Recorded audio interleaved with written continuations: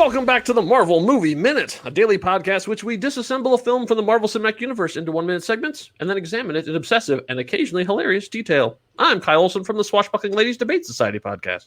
Hey, and I'm Rob Cabasco, and Kyle. Yes, sir. Another episode of The History of Cheerleading. Oh, okay. So, now this is amazing. I didn't know what the whole story of this was. You actually have to go back to where collegiate sports came from. And this goes to like colleges? the late 18th century. Yes. Well, okay. Colleges, but what brought on, they were places of learning. Where did this, these extramural, activities come from? So this actually goes back to the late 18th century. American Revolutionary War happens. And in these early places of higher learning, students would get frustrated. They were getting treated harsh from their teachers, and their response was to basically act out. They would burn buildings down. They would riot. They would do all this stuff. These activities, collegiate sports, grew out of this idea that the students at the time needed a way to vent. They needed a way to put their energies into some other things that were more productive. And so basically, long story short, we get collegiate sports. So 1869, the United States witnesses its first intercollegiate football game. This is between Princeton and Rutgers, and this is the basis of the first cheer, Sis Boom Rah, which grows in popularity. We go back a little bit later, 1877. Princeton has a group of men that are formerly called the Princeton Cheer Squad. And then we see this all towards the end of the 19th century. Cheerleading actually becomes a thing. Women are not permitted to participate in cheerleading until 1923 at the University of Minnesota. 1940s, as happened to a lot of things, men are now drafted into World War II. Women take the role that a lot of these men did. And we know this from a lot of different stories. Women were able to step up and do a lot of the things that men were doing at the time. Rosie the cheerleader. Well, yes. Yes, there we go. Not nice. So does all this. This 40s leads into the 50s, and now we see what is the beginnings of what we think of as modern cheerleading. The National Football League, the first team to have cheerleaders was the Baltimore Colts. And then in the 70s, it just completely changed. And obviously, everything became all about the sex appeal and the ability to dance and to do all of the stuff that comes with that. So, and then the real tipping point for it is 1976, Super Bowl 10, when people were widely seen. People watching the game were actually able to see cheerleading in all its glory at that time. So, why do I bring this up? Is it that you're about to tell us that former President George W. Bush was also a cheerleader? Oh, we could get into that. That old Yalesman. No. That's right. I wasn't even going to go there. Yes, I mean, no, that's not why. That's not why you're bringing that up. That's not why I'm bringing that up. No. Obviously, this minute, as we'll get into with our continuing special guest, there's not a whole lot to talk about except for cheerleading. That's right, because we're going to see quite the competition. No, not competition. We're going to see quite the exhibition here in minute 7 of Iron Man 2 from 2010, directed by Mr. Jon Favreau. Joining us, as he was in minute 6, in minute 7, here is Mr. Andy Nelson from the next reel. Why, hello again. There you go. Now we're allowing you to talk. I know. It was like, how long is this restrain myself? No, that's very exciting. It's very exciting, and I'm looking forward to chatting about minute 7 here with you. Yeah, it should be exciting. So we pick up where we left off, which is Iron Man is on stage as we pull back to reveal he's at the Stark Expo. So we got pyro, we got the American flag, we got screaming people. I mean, like, it's obviously he was expected. I think we can safely say that people were anticipating his arrival because there are a line of backup dancers dressed just like Iron Man. Sort of. Sort of. Their outfits are a lot more revealing than the Iron Man armor. Their outfits remind me of the complaints about female superhero outfits that we had before, like the Wonder Woman film came out, when they said it was always just designed to be skimpy versions of what a male superhero costume looked like. And these, I mean, this, if there had been an Iron Man or an Iron Woman paired in the films, like in the comics, this is what she probably would have been wearing. And I think I haven't done the math yet, but I think there are more women on screen here than will be in featured roles in the next 10 MCU movies. Is that? I think if someone did the math, I think you can. Yeah, I think more than all released. Yes. movies. Yeah. Got a long way to go, boys. Anyway, nice. So then as we're going, we see that the stage is actually a Stark technology invention as well, because as Iron Man is standing there, then the arms we saw in Iron Man 1 come out and start disassembling the armor and taking him out, doing it much quicker than we've ever seen it done before. So I think this is one of the innovations of the Mark IV armor, is that he figured out how to get out of it, and also to look pretty damn good coming out of it too, because his suit looks immaculate. Yeah, this is definitely a production quality that was built into this. As that's happening, we cut to an establishing shot. Right, there's a wide shot of the outside, and we actually not only do we get the establishing view, we also get a little title, Stark Expo in Flushing, New York. A lot of stuff packed into this shot.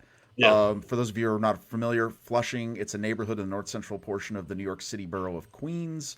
It's the fourth largest central business district in New York City. The main thing it's known about is the site of the 1964 New York World's Fair, which we will talk about in a future minute more in detail.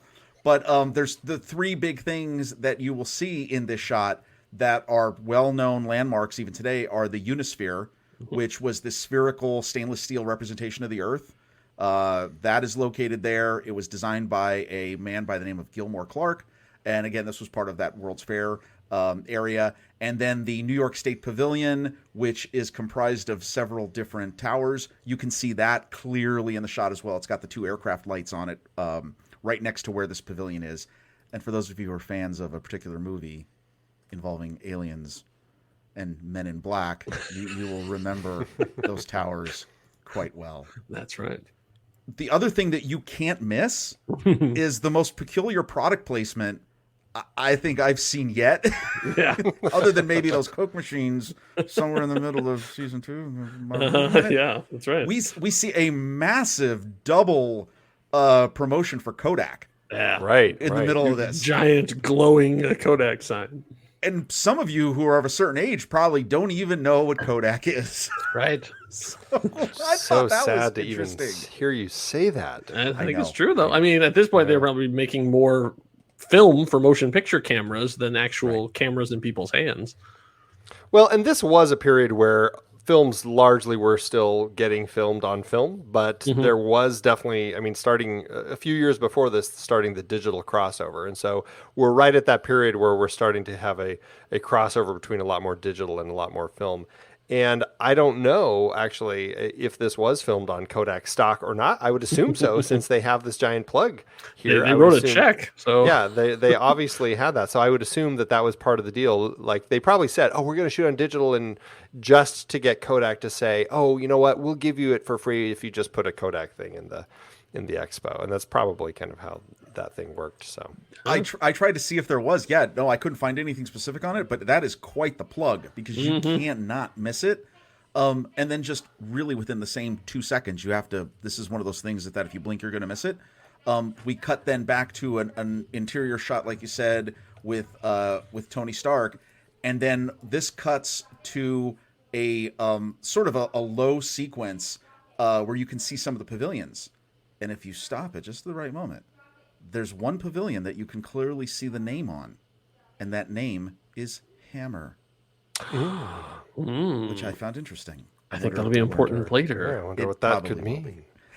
It's certainly nothing that I remember from the first film. So right? That's true. But I doing some digging on the location here, I do find it exciting that they are moving forward in the series. They're considering these sorts of things, and when they actually do have the New York Expo that we see later in Captain America, it is in the same place. Like, they set it up in the same place. And actually, even in Spider-Man Homecoming, I believe, they're actually driving down the freeways. Peter and Happy are driving, and you can see the Unisphere off the side of the freeway in there. And actually, not too far from here, in fact, just kind of across a few blocks of the park, is Citi Field, where you actually have the empty ballpark in toward the beginning of Avengers Endgame. Wow, folks! I don't know if you know the amazing thing that just happened here, but we need to take a stop for those of you who are fans of Marvel Movie Minute Season 1. Andy just mentioned movies from the future of the MCU. I know, right? Iron Man 2, I can which he break never all my did. own rules. That's right. I was saying, I couldn't be more excited about it because you're embracing the new That's gestalt right. here Enjoy it on while Marvel Movie Minute. No, it's fantastic. I mean, and it's a very big area. I mean, Daredevil was nearby, Punisher was nearby, so there's a lot of things in this particular area. So it's just exciting to see such a kind of a Marvel heavy location in this particular moment that I get Peter to talk Parker's about. from Queens too, so yeah. Right around the thing. So then we have we see Tony Stark stripped down, all his outer shell pulled away, as we'll see it. Like he's a raw nerve now, just like he will be for the rest of this movie. And as egotistical as ever. Yeah, right. Like, look at that smirk on his face when he gets unmasked. He's like, wasn't that awesome, folks? What's interesting about this is think about this is the Tony that we saw in the deleted or the kind of the unused opening, right? Mm-hmm. Like this is potentially Tony with a hangover. Yeah, who's now on stage, who is just reveling in all of this glory. And every time I see this Tony, I'm like, this fits so perfectly with Robert Downey Jr. Yeah, when we get to the next minute where he actually gives his speech, we're going to see this is where Tony's at mentally and emotionally. Yes. You know what else I love about this too is as you were making the joke about his suit has remained perfectly pressed within the. There's clearly a steamer built into the Mark IV suit, right? Yeah. But here's the thing: he hasn't said a word, right? And the costume design of this tells so much about his attitude. That is a ridiculously tailored double-breasted suit, with double vents on the back. Which, if you're familiar with the sport coat, double vents are like that. Those came back a few years ago. You usually have the single vent, which is what I'm talking about, is the separation, right? Yeah, double vent, and he's got bell bottoms on. The slacks for this. I mean, that just says. Well, here I am. Well, Rob, also your man Beau Brummel would not be approving of this suit. Why? Well, many reasons. The buttons. There's no buttons. Oh, yes. Yeah. Good call. Right? Oh. Call back. Oh, my goodness. Yes. Yeah, I love it. I mean, I think it's such a sharp looking thing because it's very futuristic in still being a tuxedo, because it's like, how is that staying closed? Like, he's using that magic new technology called Velcro. I mean, I don't know. I assume callback you just did. That's amazing. No, and plus even the pattern. I mean, it's an irregular pinstripe because it's got I mean, this whole visual just drips of attitude, machismo. You know what you're going to get from this Tony Stark. Shout out to the customers because they did a nice job there. It tells a lot just by seeing that. And speaking of costumes. We then cut to the Ironettes. Yes, the Ironettes. So I assume are we assuming that Tony Stark handpicked these people to perform? You know, it's not that far from Iron Man, the first film, where he would probably I assume that there was some choosing of like the women that he had on the plane at the beginning of Iron Man. I feel like we're not too far away where there might have been like some headshots that he looked through and just kind of picked them off of those. So I don't put it past him. But we actually, I know who these women are. These are actually some very, very hardworking women because dancing is not an easy thing. And so they were given 2 days of rehearsal. And then they shot this over 2 days.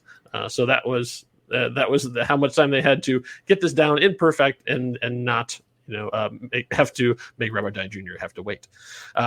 So the Ironettes are. And I tried to get as definitive list as I could, and some of the things they did. So I'm going to go through them rather rapidly.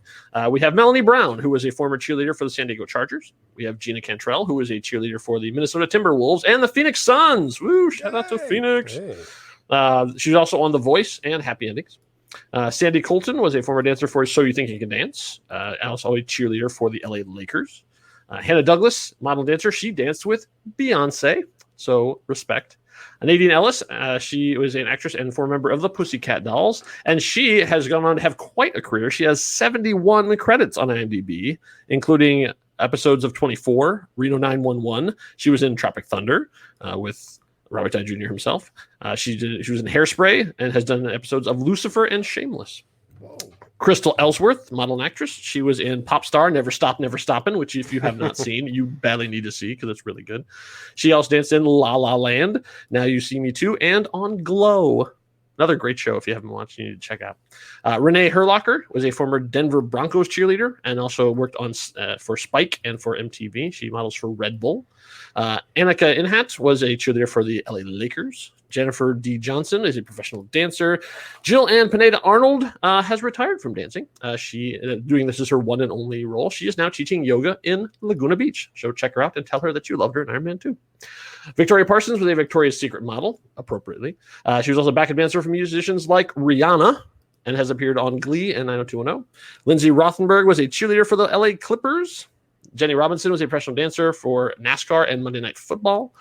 Kylet Zamora is a model and dancer. Brooke Lang was on Deal or No Deal and also danced in the immortal classic Gigli.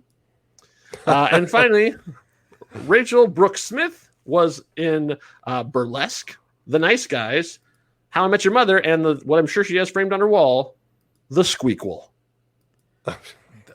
So thank you to all these hardworking women who were appearing as the Ironettes.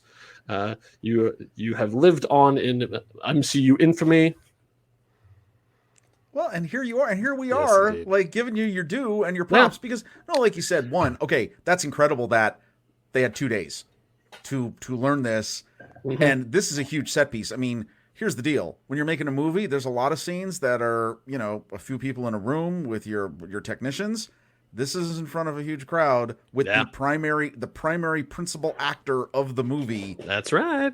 You do not want to be the one that slips on the ridiculous shoes they put you in. Right. Exactly. Can I just say how impressive it is that, like, I know how hard you worked on the last show or the last season to find, like, all the different names of people who were in scenes and stuff. The fact that you have all the Ironette dancers identified, I love that. That's just so exciting. And, I hope I got them all. Because, I mean, they're working hard here. And Iron Man 2 looks like there's 16 on stage, and it sounded, I lost count, but it sounded like you had 16 names in there.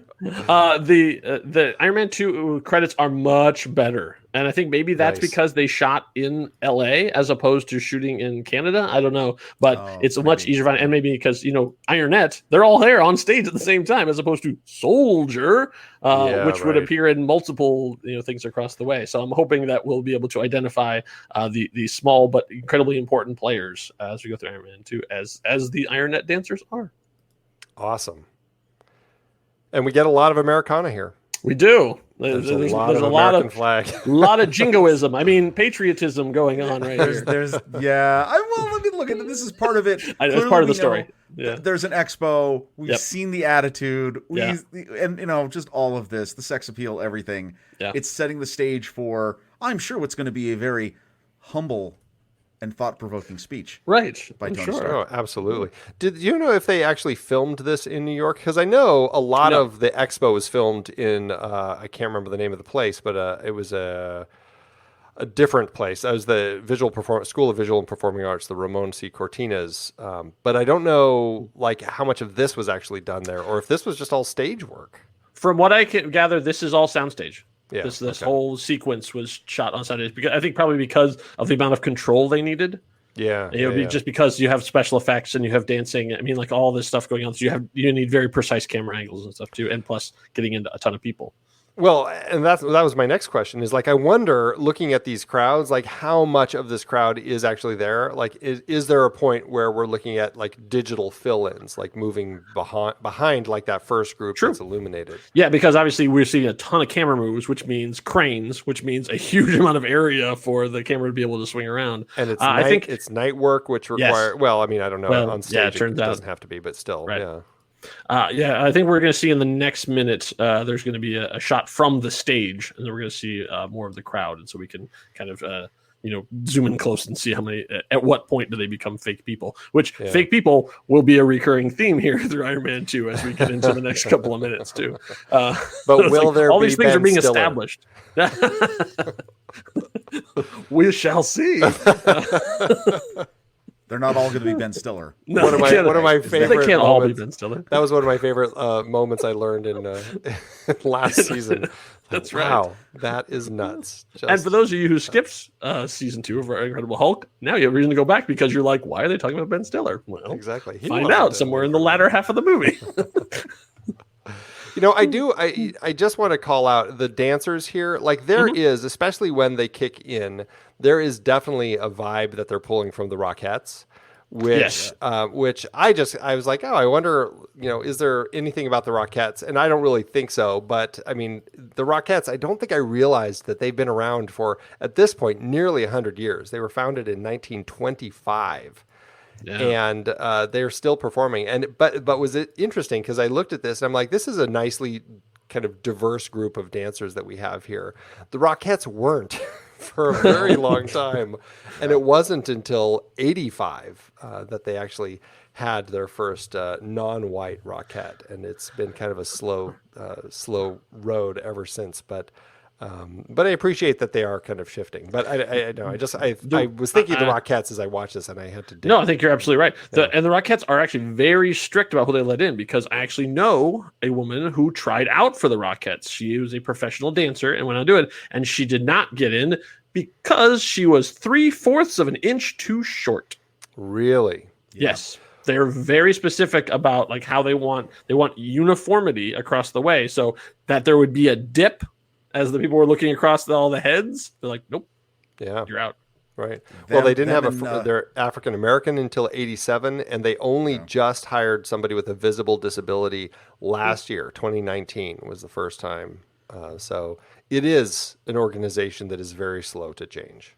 Yeah. I actually remember growing up in Pennsylvania in the '80s. I can remember the commercials for the Rockettes, and I remember what a huge deal that was in the mid '80s.